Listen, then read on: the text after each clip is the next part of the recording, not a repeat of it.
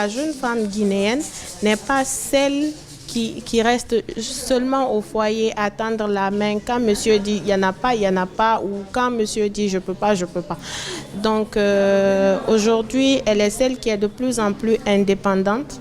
Donc vraiment la situation évolue et on pense que d'ici 2 ou 5 ans, la Guinée va appartenir aux femmes, quoi.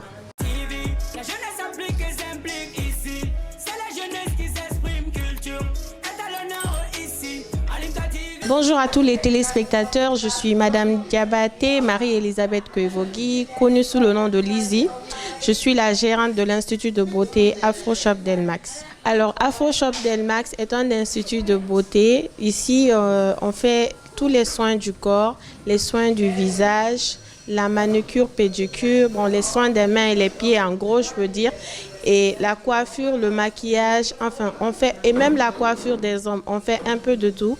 Et aussi, il ne faut pas oublier que je suis la créatrice de la marque de produits cosmétiques en maquillage Afro Shop Delmax Cosmetics et aussi les produits pour le corps Sunskin by Lizzie.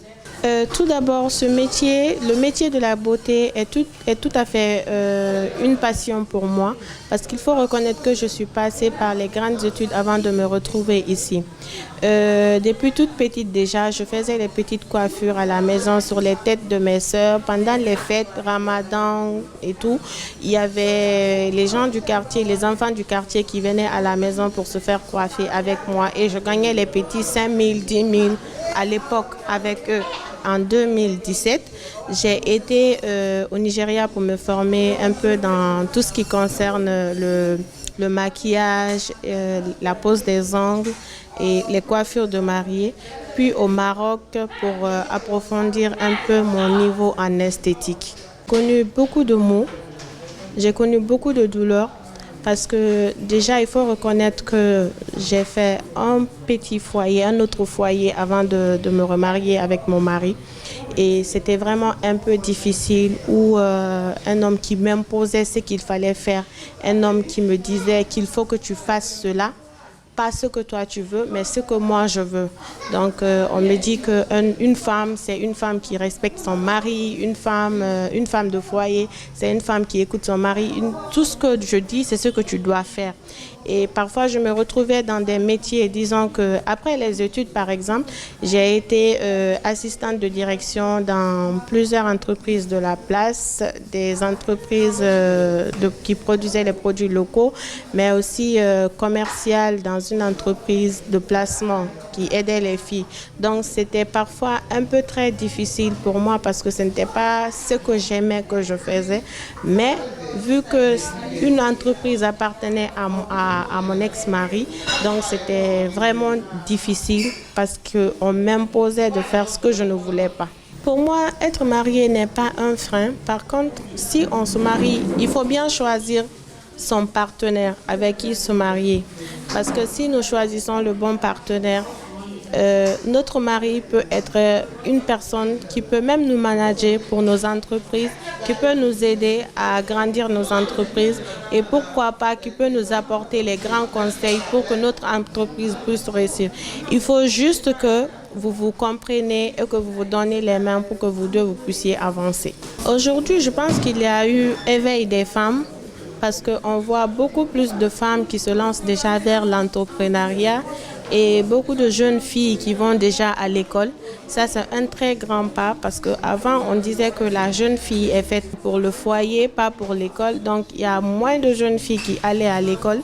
Et donc, même celles qui n'ont pas été à l'école aujourd'hui cherchent quand même un métier où elles se forment, les métiers professionnels. Cette activité m'a permis aujourd'hui d'être de plus en plus indépendante.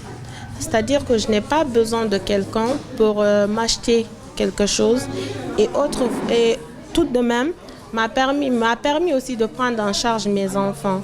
Parce qu'il faut reconnaître qu'après mon divorce avec mon mari, je ne vivais que de cette activité, bien que le soutien des parents était là. Mais en grande partie, c'était cette activité qui m'a permis de me mettre vraiment debout pour aider les enfants à les envoyer à l'école, à parfois les acheter des habits. Et pour moi-même personnellement, c'est vraiment cette activité, c'est de ça que je vis. Pour moi, le 8 mars, ce n'est pas une fête où on doit chanter, danser. C'est une fête où on se célèbre, mais célébrer d'une manière où on doit dénoncer ce qui nous fait mal, ce que nous n'arrivons plus à supporter. On doit dénoncer les violences faites aux femmes. Une jeune fille qui a été traumatisée à bas âge est une grande fille qui sera encore traumatisée. Donc, la femme est celle qui crée une société. Il n'y a pas de société sans femme parce que nous sommes celles qui faisons des enfants et nous sommes celles qui les éduquons et nous les faisons grandir. Donc aujourd'hui, on doit toutes se donner les mains pour que nous puissions aller de l'avant, que nous puissions créer des entreprises ou même pas celles qui se créent et qui ne peuvent pas, ou même si celles qui ne peuvent pas se créer des entreprises, qu'elles puissent au moins faire un petit boulot qui peut les remporter et aider aussi les autres à aller à l'école parce que c'est très important la scolarisation. Parce que si je me retrouve ici aujourd'hui, c'est parce que j'ai été scolarisée.